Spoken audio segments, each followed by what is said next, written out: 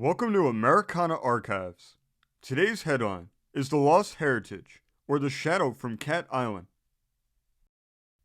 The perverse waywardness of society pauses not at the abstruse tendencies that blends with the ocean of years. Its standard is of a modern code. It lacks that subtle silence that's so often found in cold reserve.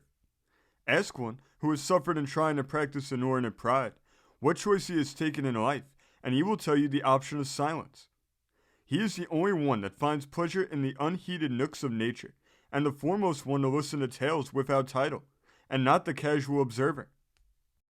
Standing on the bluffs of the Bay of St. Louis, and peering out the tiny gulf, can be seen at a distance of some 13 miles, a cluster of trees that reveals the barren habitation of Cat Island.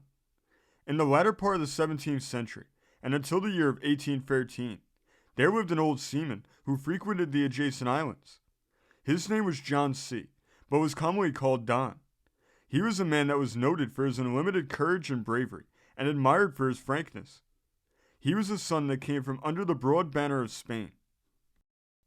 The British fleets that traversed the waters of the Gulf in 1813 were lying in Ship Island Harbor, previous to their contemplated attack on New Orleans. They saw and recognized in this old seaman a guide in need.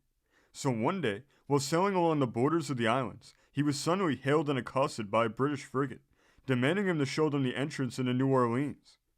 He told them that he and only him alone knew the passes, and cause what may, he would not unfurl to them the secret courses of the Mississippi. They took him on board the vessel, and binding him hand and feet, threatened to drown him. But he was true to the core. He told them that he would be true to those who trusted him, and truth to them was truth to nature, for nature is true to God. Having feigned to execute their threats, they liberated him, and as a recompense, the United States government gave him Cat Island, an equivalent surely not in accordance with his deed. Years afterward, when the memory of New Orleans was quite forgotten, there came to this island a son of the valiant hero. It was in 1851, when Raymond C. took possession of the little isle. He brought with him his beautiful wife, and amid the golden hedges he made a throne, and upon that throne she reigned queen of the isle. There was their noble home in the heart of the virgin forest, embowered with sycamores on one side, and on the other by the blanched coral beach. There 10 years of tranquility and bliss were exhilarated by the aged husbandman and the laboring swain. But alas, when the years of contentment and joy soared high above the transient brevities of happiness, every wave that would rise, and the torn shore, would clatter the seashells and softly whisper, "Neptune is lurking nigh," and the harsh response would answer, "All is well."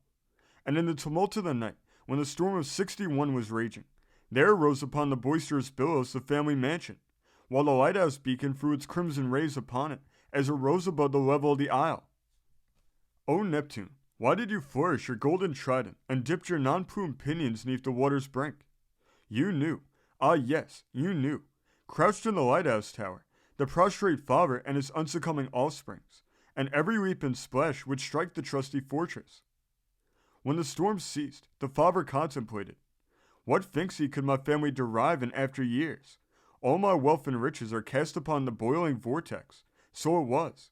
And after the storm, every mountainous wave held clasped upon its crest the extinct gasping or the lingering recuperancy of exhausted cattle. Every pebble filled up the cavities of some treasured jewel.